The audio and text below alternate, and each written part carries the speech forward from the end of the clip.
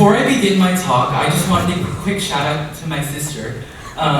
She's right there. I wanted to give a quick shout out because I actually came out to her yesterday. And if you were wondering, everything turned out fine. So this one's dedicated to her. Love you so much, Erin. The most common question I was asked back in elementary school was, are you gay?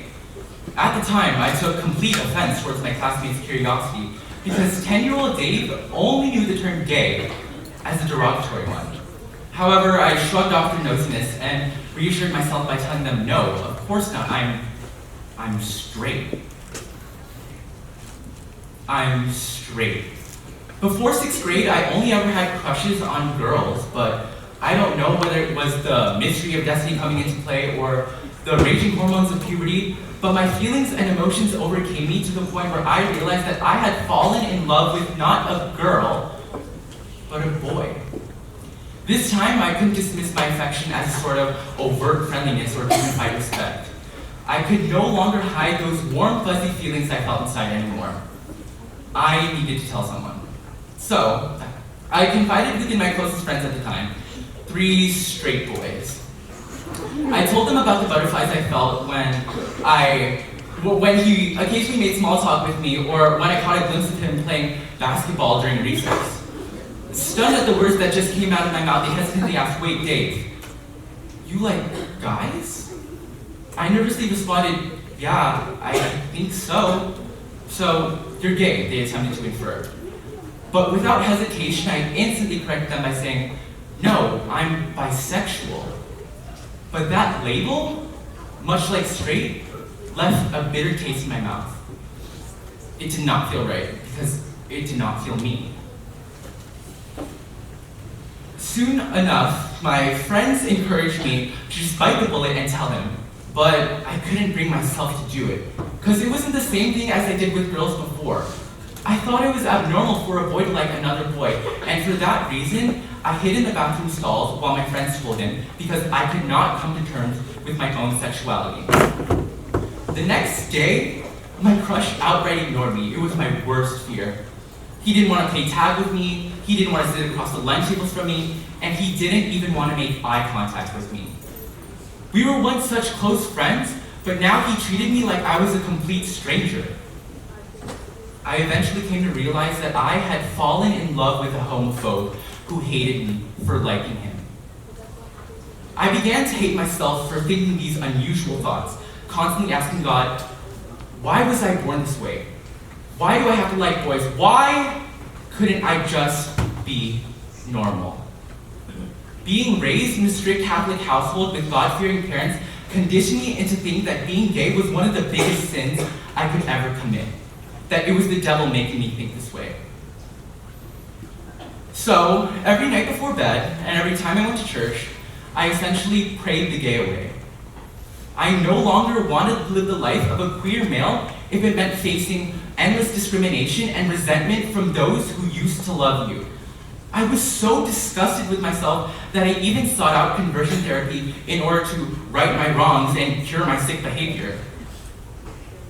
I thought I would be so much happier living life the easy way, the fake it till you make it straight way. Coming into Whitney, I intended to keep my sexuality a secret, but being the young, naive, loudmouth 7th grader I once was, things didn't go according to plan, and it was inevitable that the truth was going to come out of the closet. And so it did. As the rumors ran rampant and the whispers got louder, I was preparing for the absolute worst. I was expecting homophobic slurs to be thrown at me every single time I walked the halls. But the reactions were nothing like I had ever anticipated before.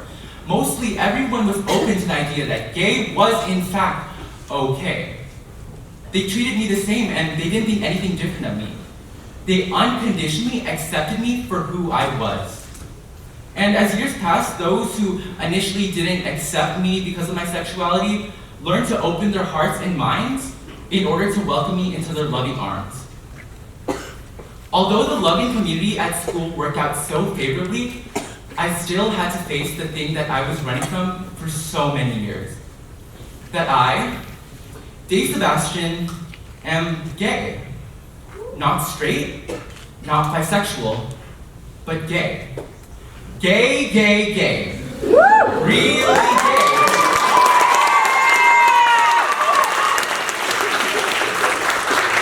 However, it was never really a word that I had ever used to consciously identify as, because I only knew the negative stereotypes from church, from media, and even from my own family. But I knew a long time ago. I knew ever since I was 5 when I was jamming out to Britney Spears' "Baby One More Time." I knew ever since I was 8 when I was watching Degrassi and only focused on Zayn and Riley quietly loving one another in secret and against all reason. I knew ever since I had developed my first of many crushes on a boy that something about it just felt right. But the constant lampooning against gay people made it incredibly difficult to accept myself for who I was.